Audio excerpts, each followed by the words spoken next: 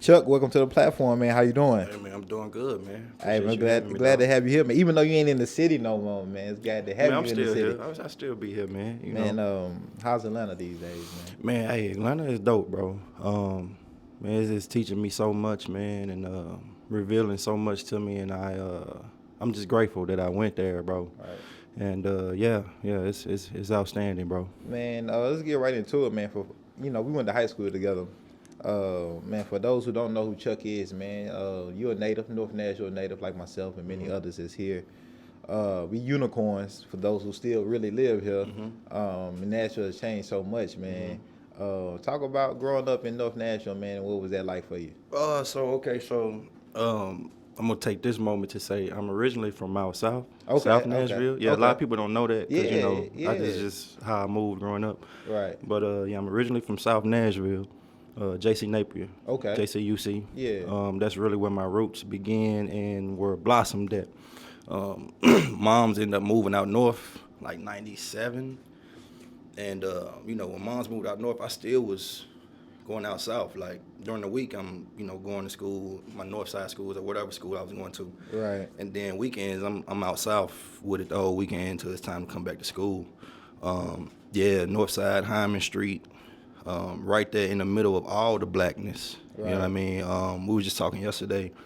My generation, our generation, we Yeah. saw the last of what Jefferson Street kind of was or Yeah. like could be or Right. something like that. Yeah, man, hoop growing up, hooping kept me out of trouble. All my guys was young in the streets, Yeah. and they always encouraged me though to keep hooping. So Yeah. yeah, man, yeah. Man, what was that family structure growing up, man? Moms, dad, or just moms? Or So it was me, moms, and my sister. Okay. A single parent household. But around those times, man, family was very strong. It's connected. I always be on my grandma's house with my granddad. I saw them like under one roof, functioning a household. I saw that. Then I had uncles and cousins. I spent time with all of my family growing up. You know what I'm saying? Right. So I never really experienced the growing up without like family and close knit family. Like fortunately I did experience that. Right. Yeah, man, everything was cool though. Pops had about 7, 8 kids. Pops was a Rolling Stone. Man, hey man, wherever he laid his hat Right. was his home. You know what I'm Right. saying? And like, but he was always like in and out of jail for like child support stuff. Right. And I just kind of got used to it after a while. Like, Right. but I had like plenty male figures in my life. You know what I'm saying? So Yeah. it wasn't. You and your pops, y'all have a relationship today, or? Yeah, we cool today. Okay. Yeah, we cool today. That's good. Yeah. We That's cool good. today, man. Yeah, we've had extensive conversations about what I'm realizing now that I'm a grown man. Right. And everything's cool. I say that. Chuck, man, I want to get into like what people might misconceptions about you, or maybe because we were growing up, right? And what I remember about you, like outside of basketball, man, you was a funny guy. You was a silly person. Like you was a class clown, joking around, right? And so, man, of course, we grown men now, right? That was when we was kids, man. So I'm curious because a lot of times when you grow up around people that go to school with folks, and then, people grow up and change, they may still look at you as that 16, 15-year-old kid that did this, but you've had life experiences, lived life experiences that people might not know about unless they was around you, or just remember you for like just playing basketball and stuff like that, man. So what are some of those things, man, I guess significantly that has happened and shaped who you are today that people might not that know about, or kind of just still had that misconception like this is Chuck from Pearl Cone, or because you transferred to Hillwood. that like nah, this ain't you're a different person now. So what I will say is that aspect is still there of being funny. You know what I'm saying? Right. A lot of times I keep those thoughts to myself. Right. As of back in the day, I just say whatever and don't care about what people think. Right. But now I'm kind of like I take like the comedian's method. Sometimes they see funny stuff that's happening and they may not just verbalize it right there, and they just keep it here and just laugh within themselves. Right. So I do that a lot nowadays. You know what I'm saying? So that's still there, man. I mean, of course, we're grown now, so Right. everything ain't funny. You know what I mean? But that's just me. That's my way of being positive. You know what I'm saying? Because that extends to like just my personality, not even so much of just being a class clown, but just being good energy. Right. You know what I'm saying? Like lifting people up when I'm around them, however I do it. You know what I'm Right. saying? And just, yeah, I like to motivate people, bro. Right. And I think a misconception is that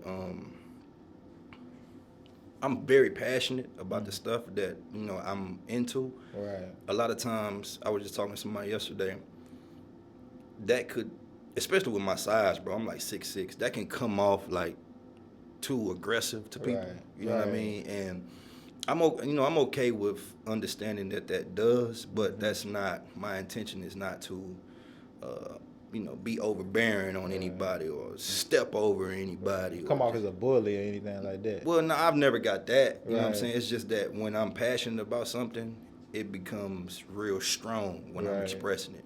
And a lot of times there's people who get fearful because I'm big. There's people who's told me, I'm like, man, I didn't know what you was going to do but it's never really like that. It's more so just expressing the passion, you know what I mean? Right. So I think that's a misconception. Yeah, man. Other than that, I think that's the biggest thing, though. Man, I didn't realize you rap, man, for a long time. I didn't realize you did music, man. When did that process start happening for you, man? So all right, so I hooped in college, man.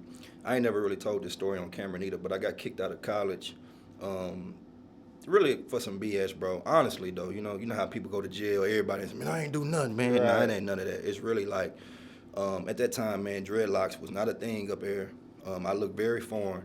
The police department up there was like one of the worst police departments in the U.S. Right. I went to school in Joliet, that's near Chicago. Okay. I think they got like the biggest prison in the U.S. too. I might be mistaken, but I think so. So yeah, man, I used to just pop it, bro. I hooped and I played football, and I used to throw parties. So it was a school that was in the middle. It was close to Chicago, but where it was at, on the outskirts, it was nothing around, so we had to make our own fun. Right. So I would throw parties, man, and then they see me hooping, see me playing football, and I got the dreads, I look like whatever to them at that time. They ain't like that. So we didn't have campus police. We had the actual police. Right. Police the school. Right. And, man, they just found the opportunity, man, to just really railroad me, bro. And at the time, I didn't see that because I was 18. But as time went on, I'm like, damn, those folks really railroad me. And I wasn't able to, like, be as smart as I am now to be able to combat that. Right. You know Just navigate the situation in general. Yeah, and then my mom, she's far away, so she only hearing what they saying, and then what I'm articulating ain't really all I should have been articulating because there was more to that. So she wasn't able to go the extra mile neither. Right. So to get to your question though, once that happened, I just found out I was like real depressed, bro. I got into like a real depressed state. And then I just started writing down like what I would do every day. So if I'm playing the game, I would write that down, the time, whatever time I ate. And then that just started turning into like thoughts. Right. And then those thoughts started turning into lyrics. And then I kept it in the back of my brain like, okay, if I don't continue to pursue hooping, I'm definitely going to do something with this music because it's dope. So at that time, I still wanted to pursue it. I was pursuing it, going to different schools and, killing workouts. But looking back on it, what I noticed was I was doing that by myself as 18, 19-year-old kid. Right. No grown person shooting my film. Right. No coach going with me, no mentor, no nothing. So it just got to a point to where it was just like, I just felt like, man, this ain't it. Like, I feel like it's something bigger than this because I shouldn't be, like, I'm too good to be experiencing the stuff that I'm experiencing. Not even in a cocky way, but it was just stuff that was out. That's when you start getting into the politics of basketball. And then when you go into these places by yourself and you're not understanding politics, it kind of just made me confused. So I'm like, bro, something was just inside of me like, I think your purpose is bigger than basketball. And it took a while for me to, like, come to grips with that because, like, basketball, sports, period, was everything. And it took a while for me to come to grips with that, bro. And I ended up moving to New Orleans. And down there, bro, I just kicked it off. Brand new city, no attachments to sports or anybody. And I just kicked it off, bro, and just came back home with that same momentum and been rocking ever since. Man, how was that experience down in New Orleans, man? Cause you hear about like, you hear about it like murder capital of the world, and you associate, especially all in the South, with the Hot Boys and No Limit. You know what I'm saying? Just musically, that's how we kind of build that relation with New Orleans being here. Right. Man, how was that, man? What lessons did you learn? What growth did you experience down in New Orleans? So my family's from New Orleans. Okay. Yeah. So I got to see, even though I was young, I got to see a more treacherous side of New Orleans when I was young. Mm-hmm. More so the murder capital, you know, type of vibe that people was rapping about. I saw that as a youngin'. So when I moved there as an adult at 21, it wasn't the same because Katrina had happened 5 years previously. And so my family was always putting me up on game about how New Orleans was anyway. And they would always say, it's not the same down there, cuz, it's not the same. You still got to watch your back, ... So when I get down there, it's like, yeah, you do got to watch your back. And like niggas will, like, I don't know if I can say like niggas or just speak house, but like niggas will catch you down there and like do you something. Right. And so that taught me how to like protect myself at all times. Like even when I'm by myself, like you gotta be on point all times. Cause I used to have to walk around in that neighborhood. Like I didn't have a car, I had a job, I used to have to catch the train, nighttime, walk through graveyards and stuff like that, cause I actually lived in the city. So that was a time where the first thing I remember being taught was like, okay, bro, you gotta be able to be on your P's and Q's and protect yourself at all times. So that kind of just, by default, made me kind of militant, in a sense. One thing I learned about New Orleans is there's not a lot of money down there. New Orleans is really just a party city, a city for like, a good time. But if you're trying to move there to like come up and like make a bag, that's not the place you want to go. Unless you got something that's like lined up, you know what I mean? But that's not the place for it. Right. Yeah. So, man, transitioning back here to Nashville, what year did you come back? I came back from New Orleans. Yeah. I came back 2012.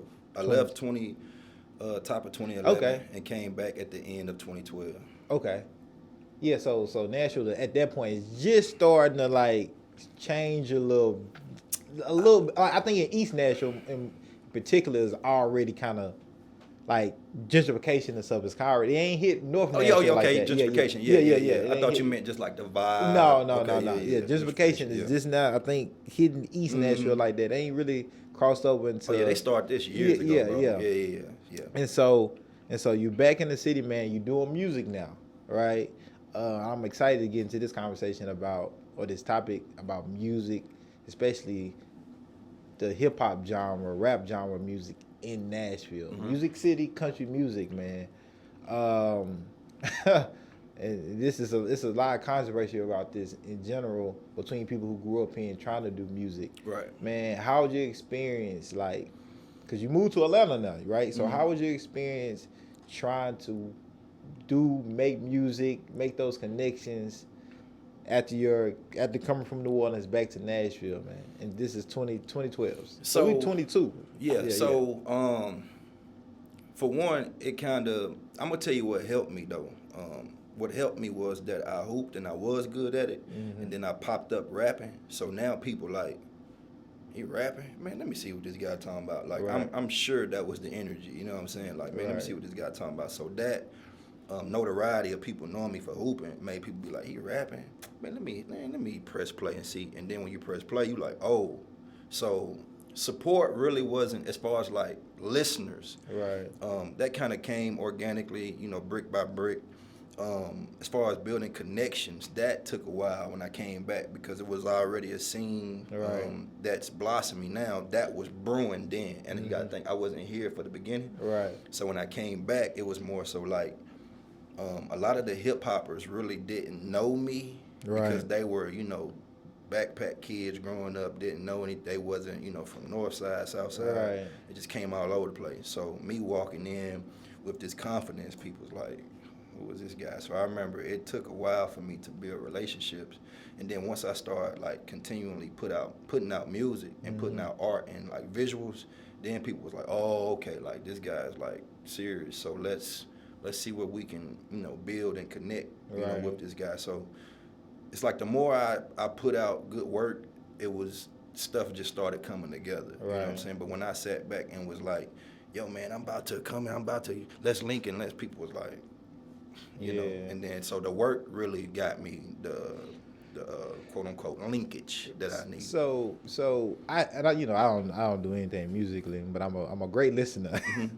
And so and what I hear all the time from a lot of our artists here is that, man, we need to start working together like they do in Atlanta. You know what I'm saying? How accurate is that statement? And like, is that a real advantage that Atlanta artists have that we don't have? Because from a person who's looking on the outside in, right? I like, well, okay, you got Memphis in our backyard, we got Atlanta in our backyard. You know what I'm saying? But we Music City, yeah, we got this cloud of country music, but like all the labels and stuff are here, right? Yes, and I wouldn't say that they have artists that are just significantly just that much better or better in general than the artists that we have that are homegrown here. Yep. So like what is it from your perspective that separates a Memphis and Atlanta from a Nashville, especially now that you're in Atlanta, living there and doing your thing? So that's a great question because we just talked about that yesterday, literally. I'm gonna unpack it a piece at a time. Yeah, unpack it. So, yeah. Nashville. I start with Nashville. No, I'm gonna start with Atlanta, where I'm at right now. What I see in Atlanta, and I like to think that I'm a great observer. You know what I'm saying? That's one of my strongest features. So I've been down there just observing the whole time. And what I have observed is that those people are working together, but it's not just, when you talk about music, the artists are working together, but it's not just the artists working together. So like businesses are behind the artists and supporting their movements. Like you can see 2 Chainz go to, there's a spot in Atlanta called, I can't believe I'm forgetting the name, Barney's, Breakfast at Barney's. You'll see 2 Chainz do an album rollout at Breakfast at Barney's, which is also black owned.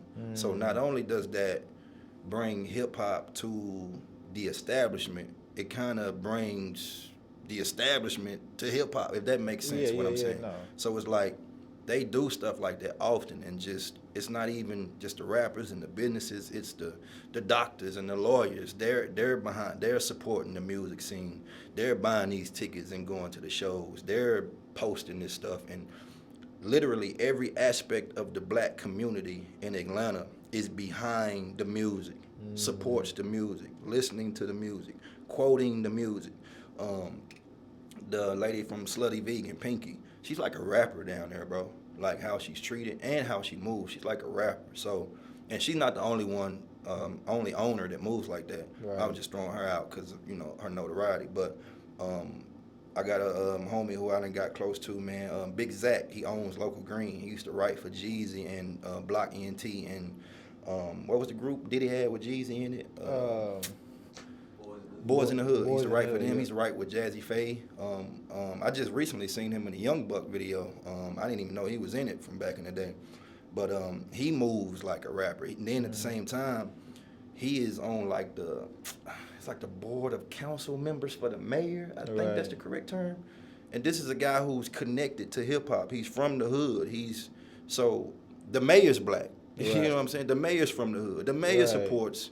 If a festival wants to come to Atlanta, a hip hop festival, the mayor is not gonna say, "Oh no." Right. So it starts from the top. It's not just the artists. The artists just come and kind of like throw wood on the fire and make it bigger. Right. You know what I'm saying? So even without the artists, Atlanta would still have aspects of Atlanta, but the artists put it out there and make it like worldly wide known. You know what I'm saying? And so you bringing up some components that are significantly different than Nashville. Right, exactly. And that is the blackness. Right, exactly. Because we like 28 to 30% of the black population here in like inner city in Nashville. But, and I don't mean to cut you off, but when people say that, you mean now or you mean like how it's been? Like, because Nashville is a black city, bro. See, and this is when it comes to the population in Nashville. It's a black city.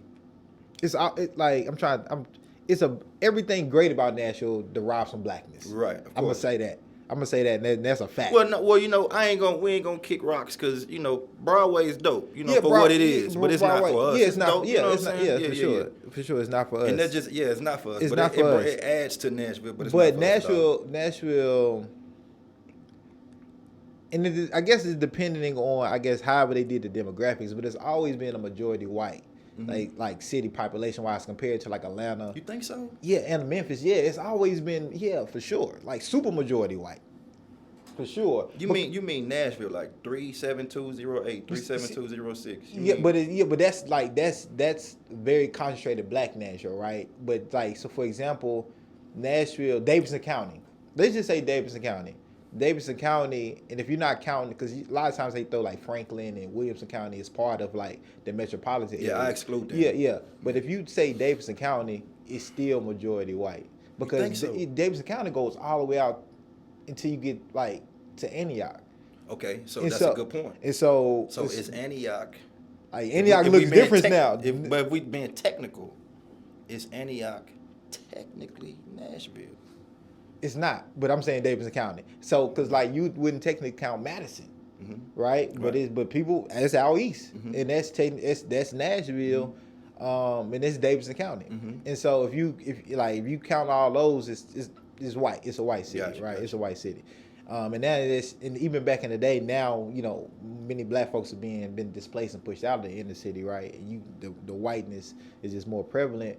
But we grew up in our own black bubbles, right? So we didn't even realize how white Nashville actually was because we was just concentrating our black bubbles in our North Nashville, South Nashville blackness, and that was it. And so we didn't really, and we was kind of blocked off from it because we had I had my Clarksville Highway, Kroger, or we want to go to the one on Monroe or whatever. So it was just like we have black churches, so it was like all the schools, 90% black. So we didn't really see it until we got older, and so I bring that up to say like Atlanta and Memphis particularly that's in our backyard had that blackness, and they don't have a cloud musically of that country music stigma, which is predominantly a white genre, like super majority white genre, right? And so when you're saying like the mayor is black, you give me some ideas to say, well, maybe our artists here could do something like that and bring to the mayor, like, it's clearly disparities in the music and what's being brought here. Can we work on that and create an equitable music scene for not only those artists who might want to be in predominantly white genres like country music, but what about hip hop and R&B and those things? So I think those are great things that people listening that are action steps that we can take regardless if we got a black mayor or not, but there's ways that we can integrate our music in those type of scenes. Yeah. So, to go back to the Nashville thing, I just wanted the point that I was making about Nashville, because I get what you're saying. Yeah. The point that I was making about Nashville is you actually said it. Growing up, we was in our bubble, north, south, east, west. Right. Bro, those were all black people. Right. North side, black people. Right. I'm talking about before gentrification. Yes, yeah, for East sure. side was black, south side black, west side was black. So when I say Nashville is a black city, I'm talking about the city. Yeah. Once you get down here, close to downtown. For sure. The white people were on the outskirts. It's kind of like they was on the outskirts, like, I mean, how can we get in? Right. And they came up with a plan. Now they working their way in. So now you see white folks. My mom lived next to a white dude now in North Nashville. Like, you know what I'm saying, where you used to hear gunshots. Yeah, you see the tall and skinny. It's like, it's like you see it. Like, I would have never thought, So that's what I mean when I say Nashville is originally a black city. That's a fact. Because, like we was talking about yesterday, Antioch, we thought Antioch was the goal. Right. You know what I'm saying? Because you go out there, you see all the big houses. Laverne, all that. You know what I mean? And those where they were. You know what I'm Right. saying? Because that's a different tax bracket at that time. So you going out there and white folks living in Antioch, mostly Bellevue, stuff like that. Right. So it's just a switch now. They were on the outskirts. We were inside. So Right. now they're trying to come in and push us out on the outskirts. Right. So that's what I meant by that. Okay. Yeah. No, that's an accurate. Yeah, that's all I meant. Yeah. No, sure. Music wise, when you say concocting the plan, I think from what I've been seeing, I think we're already. I don't want to use the word infiltrating, but I think we're already doing that. You know what I'm saying? I think we're already. It's taking longer than it should, but at the same time, I think it's perfect timing. So like with Slim and Huskies on 5th and Broadway, the African American Music Museum right down there. more shows being. Those are those businesses investing into the music, like you were speaking about. That's what I was saying about Atlanta. So it's slowly happening. You know what I'm saying? If businesses on Buchanan can get behind hip hop, once Jefferson Street gets back popping, once they can get behind hip hop, now and then that's going to force the HBCUs to somehow get involved with hip hop. You know what I mean? So it's like we have the ingredients to do it. We just got to think and we got to move accordingly. A lot of times people be waiting on others and like, man, okay, I want to see what we gonna do before I try to get in. Like, everybody has to take those steps individually. And then next thing you know, you look up, we're all on the same frequency because we're already been taking those steps. Man, so I see the steps being taken now, you know. And I see the future of Nashville, like, clearly, right? Like, I think even now, you shouldn't have to leave Nashville because I think it's so much money here, so much opportunity, and this is a gold mine. You shouldn't have to leave to blow up, right? You know what I'm saying? Which I think it was different in the past because we ain't never been just like as in our generation, no small city, but we wouldn't like a big city. Like, people wouldn't just come in here like they are now either at the same time. So I think realizing that and being just a visionary myself, I'm like, man, if you're an artist, or if you have anything going, if you're a creator, if anything, like, you shouldn't have to go to an Atlanta to like make it big because like we have like, even though it's like referred to as a white Atlanta, but Nashville is a black city, and it's hard. And and we carry the city. Whatever's great about Nashville is derived from blackness. I totally believe in. I think that's a fact. I agree. And so with that being said, what made you move to Atlanta? Okay. So with me, it was more so of stability. So I put so many years in like putting music first and not worrying about stability. And once I started looking at it, because I had like a brief like couple months stint in ATL before, and I seen what's happening down there in just those little 2 months I was there. I seen that there's bigger bags down there for, regular jobs that's here. Like, you can get bigger bags for that. So what I told myself was, I was like, bro, nobody's gonna come save you musically. At that time, I was always thinking, man, somebody gonna invest in me. They gonna see it. So I said, you know what? I want to go somewhere where black people are thriving, for one. Two, there's bigger bags on the table so I can be my own investor. You know what I'm saying? Of course, when you go into Atlanta, you're going to automatically think, like, this is the place where y'all can get on. But honestly, bro, I just looked at Atlanta like it's just a bonus. You know what I'm saying? I wasn't really going to get on, but I knew I was going to get closer to where stuff was, and I was going to take that and apply it to what I had going on. So honestly, I really went more for stability and to be able to thrive as a black man. Honestly, to be able to propel the music. So, and that's why I left. With what's happening in Nashville now, with like you said, with the black businesses getting behind the hip hop and helping propel it, I think pretty soon, me personally, I don't think like right now per se, but I think like very soon, in like less than a year, your statement, to me, my opinion, will be true. Like, you won't have to leave to get on, because now there's more support. Because at first, before I left, it was just the artists supporting themselves and whatever crew they had or whatever that was putting themselves out. Now you got like Slim and Huskies getting behind artists. Like, look at these guys. They, quoting. They got my boy Quez quoted in one of their restaurants. Like, that's stuff that, if that continues to happen from everybody, sure, you're not gonna have to leave at all. What role do artists play into that happening too? Because again, it's like you hear this narrative like national artists don't work together, or it's like it's static, and I guess that type of narrative probably happens anywhere where it's like a buzzing music scene. Like somebody may always feel like we not working together.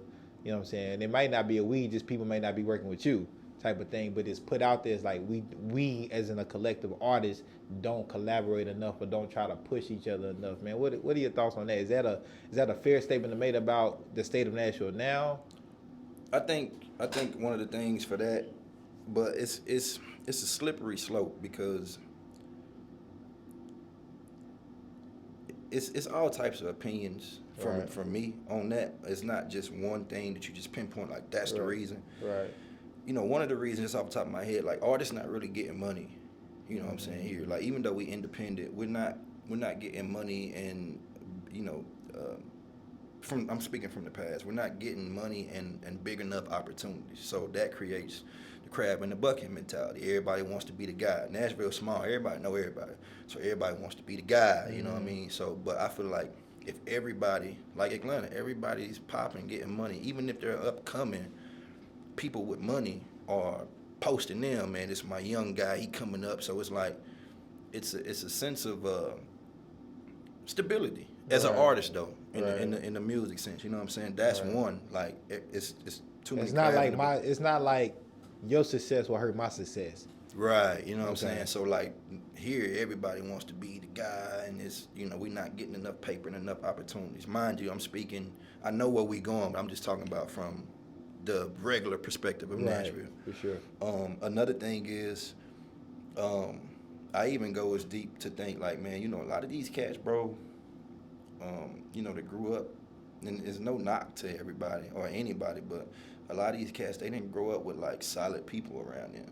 You know what I'm saying? So like, a lot of these artists don't know what it's like to be solid. It ain't about being the realest person ever. You know what I'm saying? But that's a thing, bro. Like whether you want to hop over that or not, that's a real elephant in the room. Is how can you, do you know how to be? Do you know how to handle stuff? Do you know how to handle relationships? Do you know how to take accountability? If you didn't grow up around people who like got you into those things, once you're grown and now you're the artist with a Hollywood mentality, now you're just a guy who rap who nobody likes. So it's like I'm gonna go ahead and take it a step further than that, because we grew up here, we seen it. The biggest thing that I realized, Chuck, is that many of our peers that we grew up with didn't think for themselves. That's a part of it, yeah. And I think that's a big part. When you don't know how to think for yourself, and it's like kind of like I'm just gonna do what everybody else is doing, or doing what the person that I look up to is doing, or that is popular at the moment, and didn't mentally prepare yourself for what to, or even try to. Right. Yeah. And that's okay, because when you're young, you're not gonna know it all. You're not gonna know it all. But Yeah. when you keep that same mentality as you get adult and your mental maturity should be growing, that's like it's hard to navigate then, because it's like, damn, okay, now maybe the person I was looking up to is not the one anymore, right? Maybe their popularity or that clout that they had is gone, because people have gotten older, people have left a lot of stuff behind, and again, mental maturity has grown. Yeah. So things that are really important to real life outside of our community bubbles are like, it's a high priority now. But some people like just never be able to like develop and get to that process. And I see a lot of that, man, in our city, where it just, a lot of folks just don't know how to think for themselves, and it's a hindrance to them and what they could actually be, or the relationships they could be building with, to create something great for themselves and just for the city of Nashville in itself. You hit it on the head, man, because this is a cutthroat business, bro. So it's so much that you have to navigate. But so if you're not starting off sure within yourself, like you said, we young, we gonna make mistakes, but even at whatever stage of life you're in, you have to have, there's like when you're 21, there's a certain level of understanding that you're supposed to have about yourself. Whether it can be, you might not understand everything about yourself, but you gotta have just a little bit to be able to unlock the next level. So now you're 25. Now you gotta have that understanding that you need at 25 to unlock what you need at 30. So a lot of people are behind on unlocking. So you're dope musically, but you don't know how to be cohesive. You don't know how to be genuine in a room full of great men.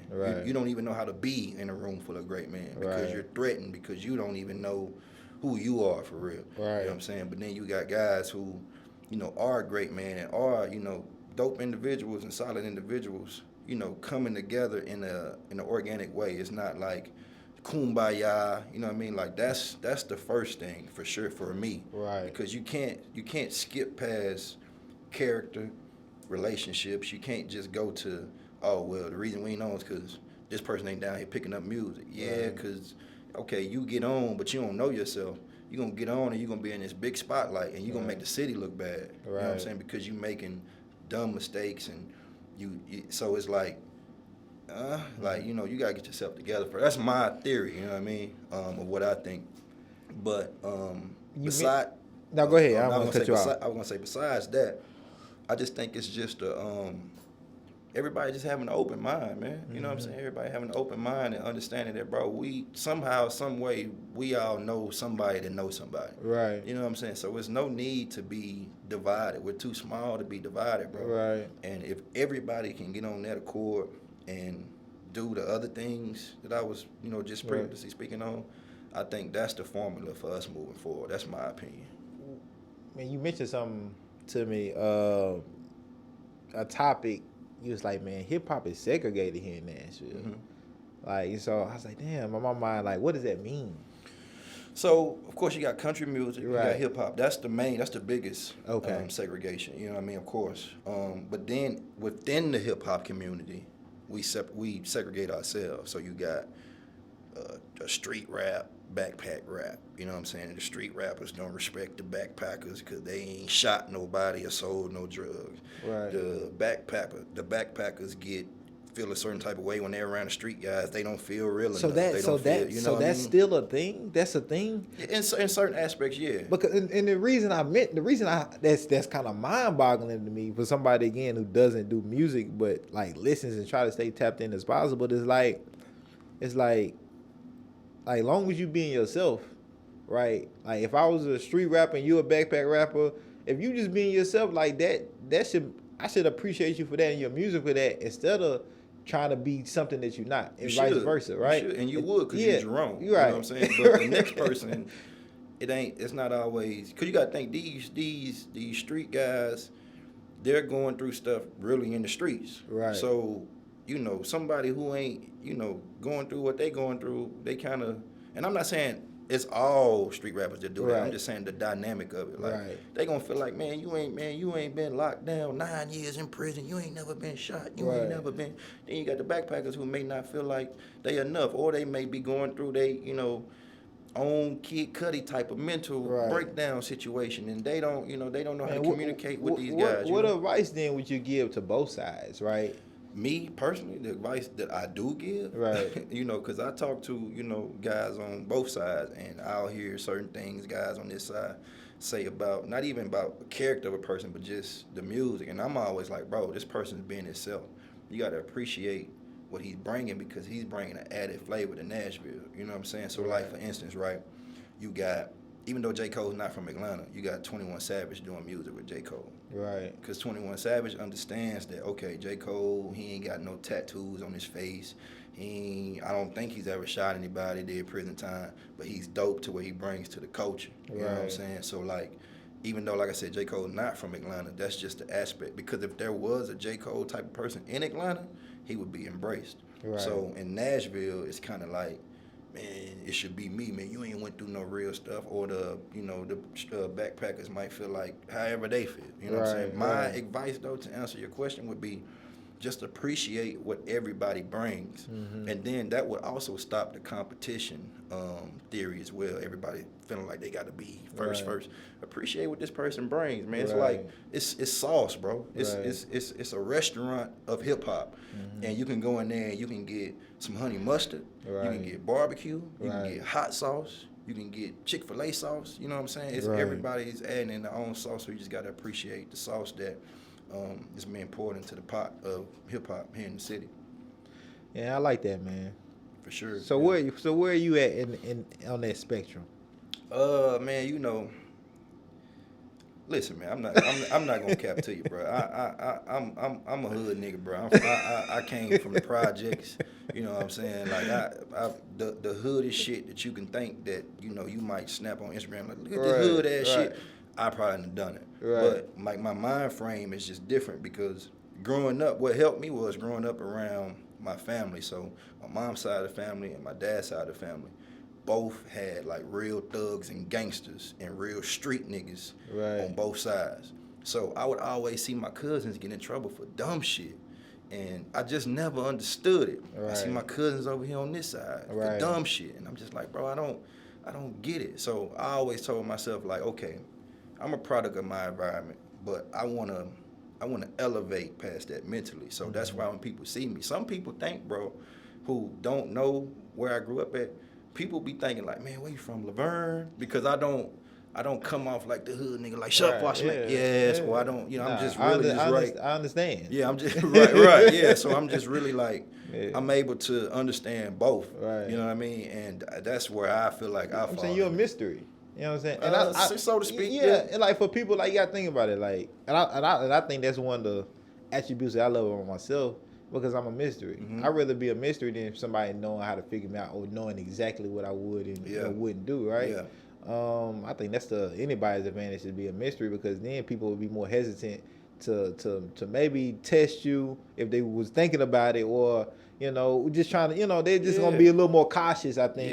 Yeah, it's based off your life experience, though. I've been shot at and I read books. Right. You know what I'm saying? So it's like it's different. But it's like, but like the difference is too, we come from an era and a generation where social media wasn't like prevalent. Just imagine if we had social media when we was in high school. Yeah.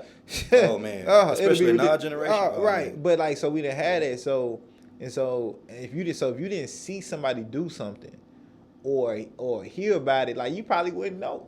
You know what I'm saying? And so we still grow up with that mentality, like, oh, we know I'm not finna post this. It don't even feel right. Like I ain't grow up just posting things that will incriminate myself. Like that don't make sense. So whether people know I did it or not really doesn't matter. I just don't want to get caught, right? And now that's kind of just going out the window, right? They want everybody to know they did. Right. They want everybody to know they got the bread. Right. They want everybody to know. And then when you see, that's a great pivot point, bro, because it's like we as black folks are the best people and the worst. And I'm gonna tell you what I mean. Break that down. So I'm the guy. I'm the thug. I got all the money. I'm flashing everything on Instagram, right? I'm flashing it. I'm talking cash shit to different hoods and dissing niggas, right? Okay, I get popped for some shit that I've done to somebody. We don't understand that this person had this coming. Mm-hmm. You know what I'm saying? If you shoot at me and you miss, and I come kill you, I can't cry about it. Your people your people not gonna think that. Your people, oh man, you killed wrong. We gotta ride, bro. This man just tried to kill me, bro. Right. Like we gotta understand. We gotta be. That's part of accountability in the community. Right. People gotta be held accountable. We don't have too much accountability in our community. Yeah, so I just wanted to just throw that out there. Accountability is hard. Man. Yeah, you know what I'm saying? That's because of how people grew up. Mm-hmm. You know, who was you raised around? What did you practice? Did they help you practice accountability growing up? I know my homies did. Right. You know what I'm saying? If I did something lame, they tell me, man, that shit lame, bro. You had to think about it. Like, damn, it is. And when you got two or more people telling you something is lame, that's accountability. Yeah. And you got to be able to take that.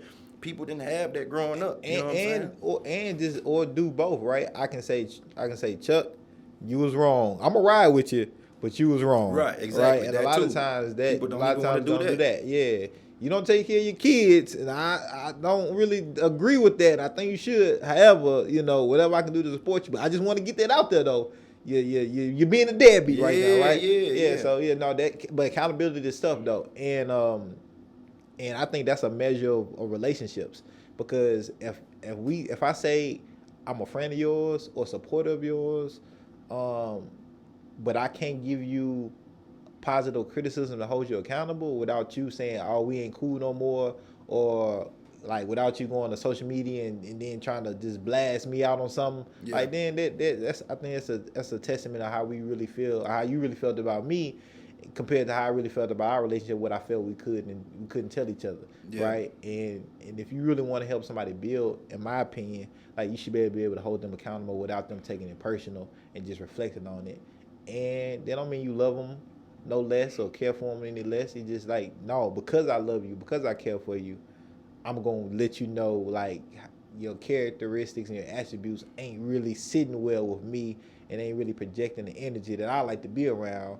And I don't think you would like it either, but I gotta be the one to tell you because I care about you. And see, we bad at that. Like we good for once something happen, once a split happens in a relationship, with his homies or whatever, especially if there's no like nothing life threatening that just brought that split. Right. We good for one person going and just talking down on the next person. It's like, bro, it don't have to be like like it's just two different paths. But our community is you stop rocking with somebody and it's happening to me now, you know what I'm saying? Like with somebody who I've stopped and I'm hearing, I'm like, what? Like, so you thought that the whole time.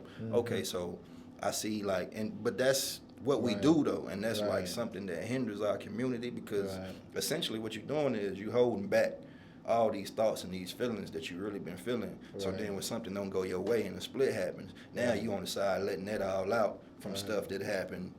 And what you never was able to come to the table about. So all that plays into it, bro. How do you deal with those situations? Like you mentioned, like you facing a situation now.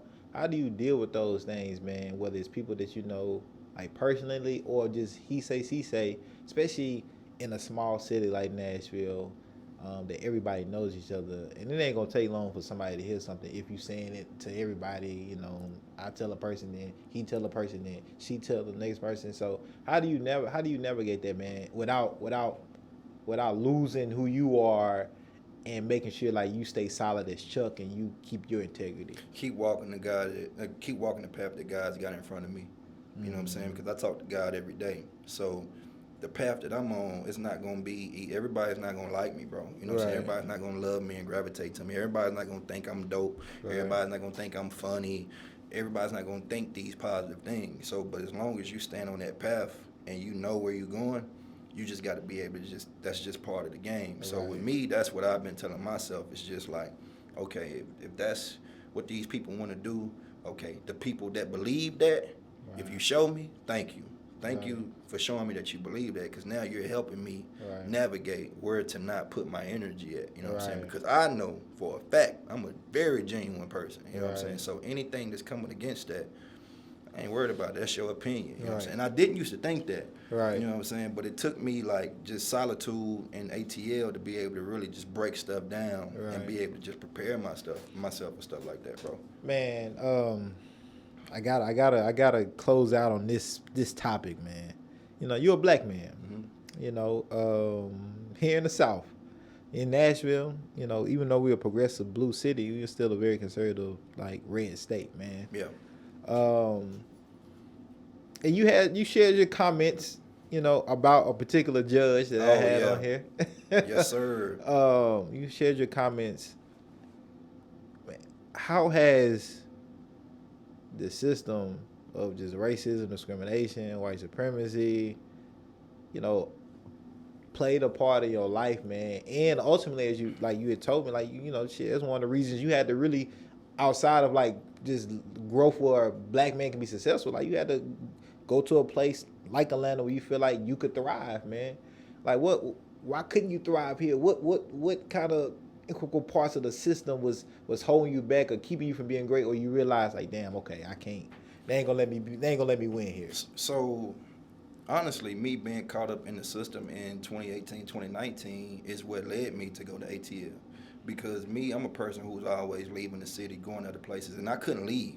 Like, I was on probation. I had to wake up and call a number every day, see if I had a drug test. So that was stressful for me. So that was part of the reason when I was like, bro, when I get out probation, I just want to be like a bird and just be set free. Even if I got to start from the bottom and sleep outside, I just need to be free. Right. So that actually propelled me to move to ATL, and I'm looking back on that in the long run, actually appreciative. So for an example, you gotta think more here. So I ain't gonna lie, I'm strapped right now. My strap is in my pocket. Right. For an example, we was walking up here, the cop that was outside giving the tickets, me and him are talking about how I'm gonna hide my strap from this guy because it's different ruling here in Tennessee. In ATL, bro, I'm walking with my strap poked out, ski mask on, not just like I'm about to rob somebody, but that's, that's the new mask in the A or all over the world. Right. And then be cold too. Bro, I can walk down there like that, bro, and these guys are not hey, come here, and you don't. So that's an element you don't have to think about. Here, you got to think a lot. You got to think I promise you, bro. I've been in the A 3 years, and on my grandmother, bro. I've never been driving, and the police have got behind me in ATL, and I've been never done that. Wow. But here, that's a blessing. I guess that's just how it go. You know what I'm saying? That's how I go down there. I was just lucky enough to go somewhere where it's like that. And I'm not saying they don't do things down there, but that's not something I have to worry about. Here, police get behind you. Shh, man, what that, man? You gotta. You just see the blue lights, and my heart start pumping. Man, so it's like, it's just different. And then they not incriminating with like smoking weed and stuff like that. Man, I even asked. The first year I was there, bro, I was smoking outside of my job, and a police officer walked by. And I'm bold. If people don't know me, I'm very bold. I'm smoking this blunt. And I'm like, yo, what happens when you smoke a blunt down here? He's like, but I already peeped him seeing me smoke. Right. So I'm just like, I'm gonna take it a step further. Shit, like, what happened? You know, what y'all doing? When people smoke a blunt down here. First of all, that's not a blunt in your hand. That's a black. I'm like, nah, this is blunt. He's like, that's not a blunt in your hand. That's a black while I'm talking to you. So first of all, just that element right there of trying to put me up on game, that's out the norm. Two, this man is like, yo. It's really just a fine. It really just depends on who the officer is. It's decriminalized down here. We ain't just going around advocating for you to be smoking everywhere. Right. But we understand. So when he told me that, I'm like, wow, bro, this would never happen in Nashville, bro. Right. This would never. Like the probation I was on a couple years ago was my second time being on probation. Bro, I got put on probation about 6 years ago in Rutherford County. For cops searching my truck, unauthorized, and finding a Kroger bag. You know how you keep Kroger bag with trash in it? Yeah. Bro, they went to Kroger bag and found like weed residue in the bottom of the bag, bro. So at that time, like, even though I'm from the hood, I'm not used to getting caught in the system. Right. So I'm going to court thinking, oh, they're gonna toss this out. But they put me on probation for that. You know what I'm saying? So it's like, I can't even fathom that happening in ATL, you know what I'm saying? Yeah. So like that's just a different dynamic too, But now that's a different type of mental health you can have as well. Yeah, exactly. That I think is important, and is less stress you have to worry about something so minuscule that could derail your life. Right. Here in Nashville, I can just be minding my business. We can just be going to the park shooting content. And when the police pull up, you got to be like, man, let me make sure they don't think we own nothing. Right. And it's not even a thought. And do you think a lot of that too has to do with the plethora of just black excellence and wealth, and it's the infrastructure for sure. The celebrities they know they made it normal. They normalized it. You know what I'm saying? Yeah. So but they. Do we get to that point at some time here in Nashville?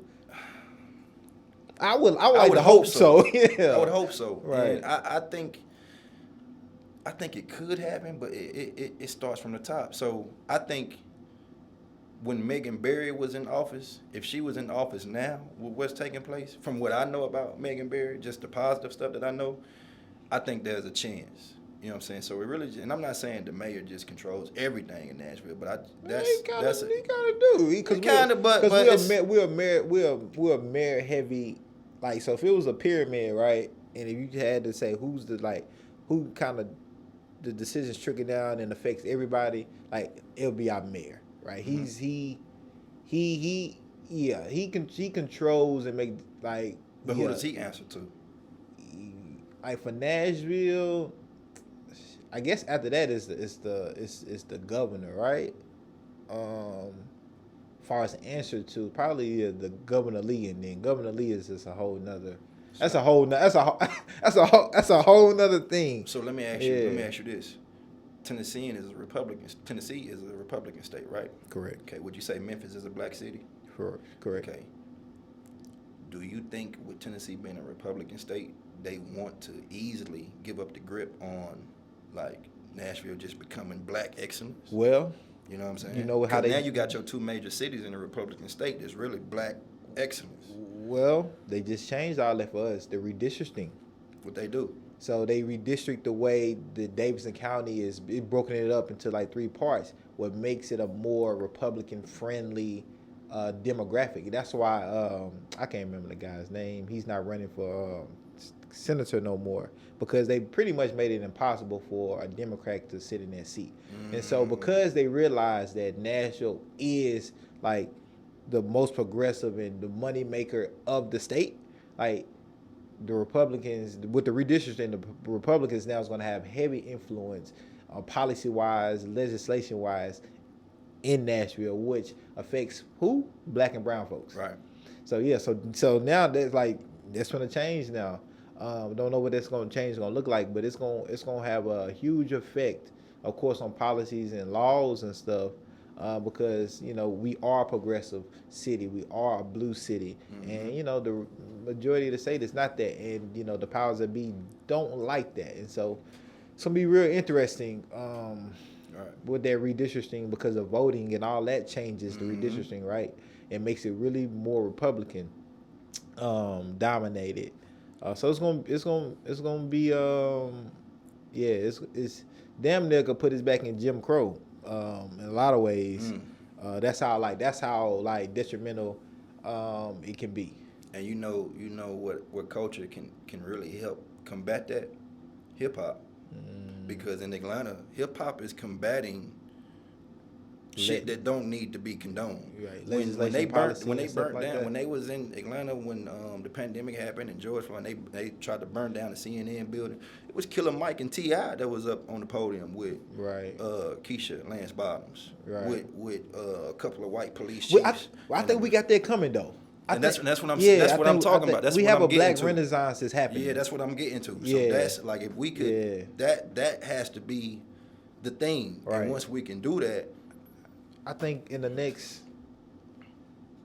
3 to 5, I think we'll really have a stronghold to be able to have that type of power, and our blackness carry that type of power. Because too, what I think what has helped Nashville is these new implants of people, influx of people that's coming in from Chicago, California, New York. These are more progressive thinking people as well.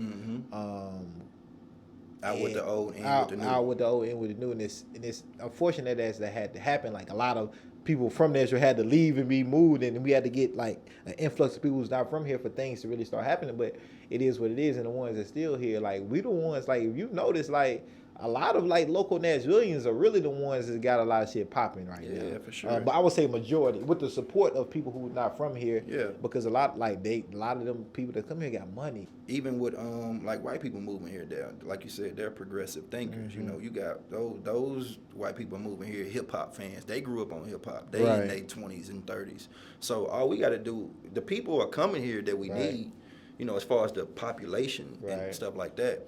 We getting what we need coming here. We just have to build an infrastructure to keep this going for sustainability part. Exactly. Like you said, we got the ingredients. Yeah, it's just like ATL is doing. And I really hate to do the Nashville ATL comparison, man, because living there, you really see how kind of whack the perspective is when people bring it up, because they're bringing it up from a different perspective. But the perspective, and I'm looking at it is, bro, like we have what they have. Atlanta is not a big city, bro. Right. Like people think Atlanta is not a big city. You know what I'm saying? That's why you got this artist now making songs saying if you from here, that's not Atlanta, because it's not. You know what I'm saying? So or some of them are. She took it a little too far, but at the same time, it's not a big city. Right. It's the same. We could be doing that. You know what I'm saying? Like we have the music talent here. We got country music. I think it's coming. You know what I'm saying? So, but it's the infrastructure within the culture. It can't just be loose. And it's not necessarily saying we have to deem someone a leader. Right. Leaders need to lead. Right. And then leaders need to be able to be cohesive with other leaders. You know what I'm saying? Then that's going to propel. It's not one person. Right. T.I. doesn't call the shots in the A. Killer Mike doesn't call the shots in the A. Right. It's a conglomerate of all the leaders standing up saying, hey, man, we're not going for this. Right. So if we can do that here in Nashville, easy, bro. Man, what's next for you, man? What's next? What music? What can people tap into your music and like just tap in with you in general? So you can tap into my music. I'm on Apple Music, Spotify, ChuccT. I got some music on there. I got more music on the way. I just shot 2 visuals this past weekend. basically getting cranked back up because, like I said, I took a break to just get life right and live life and then really just fully understand what I want to do with this instead of just blindly just, dropping music, linking my bio. I'm talking about in a business sense how I want to move. So I'm moving forward with a business sense with my music now. I'm getting back into my film. I write films and scripts. I got something in the works on that. I run a business. I got my own security company, ATL. That takes a lot of my time. And now I'm getting ready to take steps into giving back and just doing different things for the community here in Nashville especially and in ATL. But I'm just focused on like the path that, God has in front of me, man. And I'm walking that path and I'm staying true to it and just staying focused, man. I ain't getting knocked off by nothing. Man, Chuck, man, look, I learned a lot about you, man, that I didn't know before, man, and I hope a lot of our listeners and watching, especially that's here in Nashville, really digested a lot of the gems and perspectives that you put out there, man, and hopefully, we can bring you on back home, baby. Come on, man, come no, on. That's coming, man. That's come on back home. I'm trying to expand my business. Because I'm telling you, because it's happening, man. We in the midst of it, right? Yeah, for sure. We in the midst of it's happening.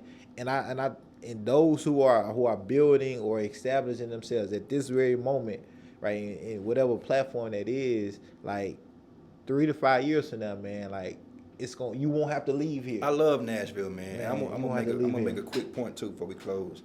I was talking to Quiz yesterday, and so throughout this interview, I've told you I've lived in New Orleans, lived in Atlanta, lived in Chicago, and Nashville. So the point that I'm making is I love Nashville, but I'm also making a point that everybody doesn't love Nashville. Why? So in New Orleans, if you go to New Orleans and say, "Can I cuss?" Yeah. Okay. You've been cussing the whole time. Okay. Right? Have I? oh, see, I ain't. Okay. I'm just that's the real with deep. You know what I'm saying? That's some deep dish conversation for real. Ain't no censorship here. But you go to New Orleans, bro, and you say "fuck New Orleans" to the wrong area or wrong person, there's a high possibility you will die. Right. If you go to Chicago and say "fuck Chicago" to the wrong person or the wrong hood or you're gonna die. Right. You go to Atlanta, you may not die. They're gonna have some words for you. You might get ganged or beat up. Right. You can come to Nashville though and say "fuck Nashville." Guess what a Nashville dude gonna say? Shit, fuck this shit, bro. I don't give a fuck about this shit. And that we gotta. PSA, don't say that around me. Man, facts, bro. And so like I've noticed that, and we gotta get pride going for Nashville, even from people not supporting the Titans, laughing when the Titans get. Bro, I was hurt. Right. When the Titans didn't just if you don't like it publicly, don't do it privately. I mean, even if you don't like it privately, don't say it publicly. Because you're putting that frequency out there, man, and that travels, and then somebody who's seeing you post that, well, he feel like that, so yeah, man. Right. And then you already it's overpopulated with people who ain't from here, so they watching like, oh, y'all don't really fuck with Nashville? Right. I fuck with Nashville, so I'm gonna take advantage of what I'm seeing in Nashville. And meanwhile, that's why you got these people from out of town. They done came and set up shop. Because all these years, we just been, man, I can't wait to get out, man. Fuck that property over there. I ain't finna start nothing here, man. When I get grown, man, I'm gonna start some shit in Atlanta. And no, they came down here like, hey, they came down through the HBCUs because we got that pipeline. And people ain't peeping game. Right. They come down TSU Fisk. Hey, this shit popping. Oh, that building abandoned over there. They ain't got no clubs. Hold on, y'all ain't gonna do nothing. Shit, hey, bro, let's put some money together, bro. And they making it happen. Meanwhile, we mad and hating on them because they popping when we could have did the same thing. Yeah. You know what I'm saying? So I respect everybody who's doing something in my city, just pushing the culture forward. I don't care where you from, Barbados, Hawaii. Right. Hell, Florida. Like, if you pushing the culture forward in Nashville, I respect you. I don't care where you from, bro. Just respect the turf. Right. You know what I'm saying? Don't disrespect the city. Respect the turf. Because I ain't even trying to sound like no thug or nothing, bro. I promise I'm not. But I pull up on people, bro, who I may follow on social media and I see them bash. I ain't pulling up like, yeah, what's up? I'm pulling up respectfully like, hey, bro, I want to talk to you about why you feel, because that ain't it. You know what I'm saying? I be having to break shit down to folk like, bro, like we got some real folks here, some real Jews here, bro, that, I know you doing your thing, but if you tap into, you can really, you know what I mean? So that's how I move in regards to my city. When I'm in Atlanta, I'm on the block, 615. I just had a nigga the other day, before I went out of town, I was on the block. We were talking about the Titans. Oh, you a Titans fan? I said, yeah, man, 615, man, 61. Oh, man, it's country. Oh, man, so you like that country music. I said, first of all, I do like country music. You know what I'm saying? I fuck with it. But that ain't what it is, bro. 615 because of where I grew up at and the experiences that I experienced, bro. I'm willing to die about that. I'm telling this is a dude on the block. Like, bro, I'm really prepared to die about that, bro. I'm not going to not speak about my city because somebody is, man, you repping 615, bro. I rep 615 everywhere I go. It's been like that, and it's never gonna stop.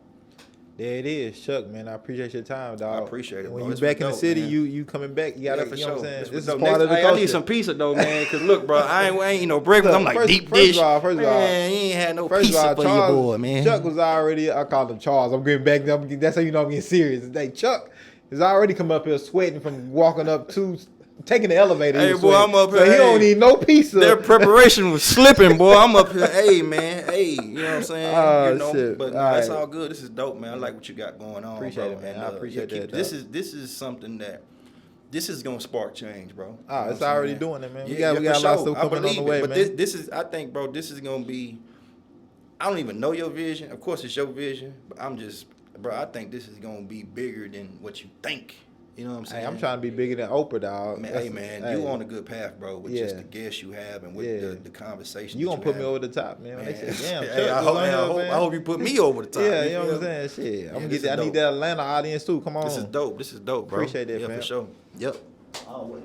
All right.